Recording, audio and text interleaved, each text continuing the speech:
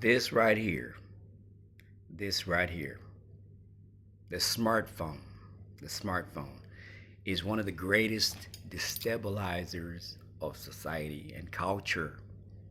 One of the greatest destabilizers. Because these days, these phones got cheap. They're cheaper now. Back in the day, they're very expensive. Only like the people who got money will be having them. Now, even when where my farm is at, I live quite in, let's call it the countryside in the village. Young people got phones now. Why is it a great destabilizer of culture? Because people in developing countries are very attracted to new and trends and anything coming off a screen. That's why TV was very powerful. They eat it up. Now, young ladies get phones early on because there's some men supplying that. And young ladies usually, without this framing of Western society, are the ones that teach culture to the children. Young ladies teach culture to the children. So now the culture that they're being fed is the Instagram culture, the baddie culture. This is what you can be. And of course, they can put themselves up on TikTok and they can participate in the culture. So whatever culture they were supposed to pass on as a young wife when she's like 20 something, they're not going to attain to that now. They're not going to aspire for that now because that lifestyle that Hollywood, let's call it Hollywood, because back in the day, Hollywood was a presentation of television and everything else. Now what's on TikTok seems to be like out there. So I want to be part of that. So now their cell phone in their hands draws them into this culture, feminism mindset. You find a lot of Africans adopting feminism aggressively now because of this device right here. Because it just brings it to them and says, hey, look at you. You're a girl, right? You got titties, right? You got a coochie, right? Well, you can monetize it. You can get on TikTok. Some guys gonna like you, and if you get enough, followers, how many girls are gonna get followers like crazy, especially men lusting after them, are gonna make good wives? Think about it. How many girls, once the Instagram baddies now, they're about that life. Can they just be a normal life and just do day-to-day life? Life is routine oriented. Life is about mundane stuff. You wake up, brush your teeth, take a shower, you know, get about the day. But if people are feeling like they're always a star, they're going to check their phones. I got this many likes. I got this many followers. You can't sit your ass down when things go bad. A lot of people are ruined from a cultural standpoint. They're not going to practice their culture. So now everybody's plugging, especially the ladies, they're plugging into this hive culture, which is Western feministic, girl boss, promiscuity, roster. That's a requirement. You got, obviously got guys trying to fly you off to somewhere. So the cell phone has aided. In fact, it's getting worse and worse and worse. Because it means she's not gonna be satisfied with her neighbor boyfriend over there. If she lives in Nigeria, her boyfriend right there, neighbor, he can't do it because there's some bola over there who in New York is trying to fly you out. They're trying to come and see you. It's very damaging, and a lot of ladies cannot resist. In the same way, when your parents went to sleep, you snuck off to watch those naughty movies. They can't resist it. It's like candy. It's well engineered, and especially the fact that she can also post herself. You know, post herself and become part of the culture that mess, that thick goo.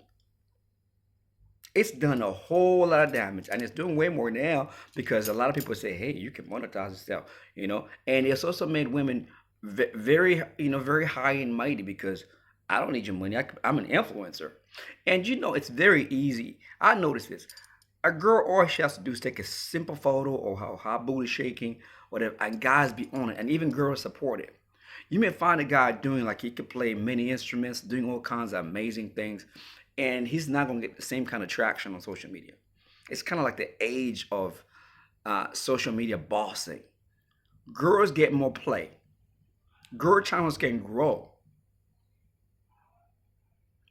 So when she sees her friend doing it, you know, Zambian people seeing Nigerian people blowing up. They're like, hey, we could do that. It starts off with a little dance challenge, and then you follow another person doing a dance challenge, and that person is coaching you how to dress, coaching you about, oh, if you're gonna go outside, put some lashes on, put some lashes on.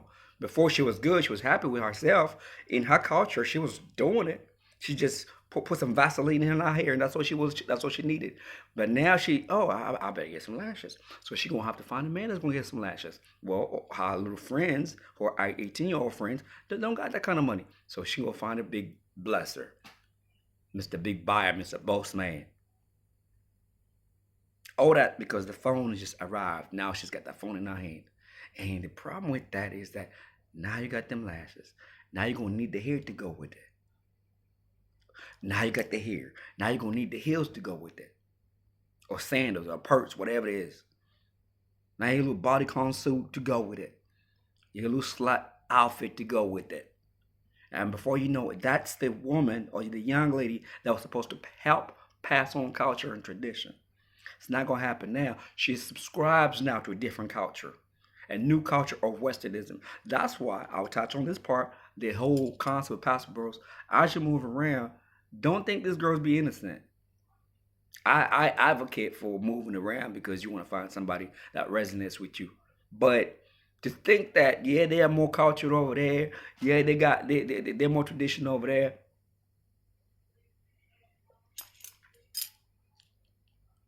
Culture shifting, changing minds so rapidly. Because back in the day, the TV was bad. I don't watch TV. Okay, I don't got any TV in my house. The TV was bad, but you had to go inside and turn it on and find the program and watch it. On here, it's curated. You can have all the things. That's not even to talk about the porn stuff. I know that young boys also the ones who get access to phones, because I know what young boys do where I'm from in Zambia. They'll pay a big boy to show them some stuff on his phone, so he go make money off it. He becomes like the guy who's running a little cinema thing.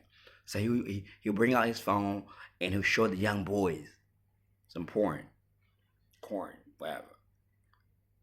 The young ladies though, they're hooked on some other stuff, culture shifting things.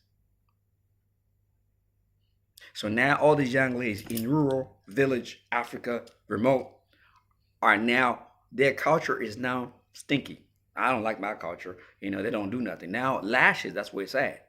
Hair, that's where it's at. The weave, that's where it's at. So now that's what she's going to be about. Change. Now the young boy, whoever likes her, who the parents think, oh, it'd be a good match for her, she's not interested.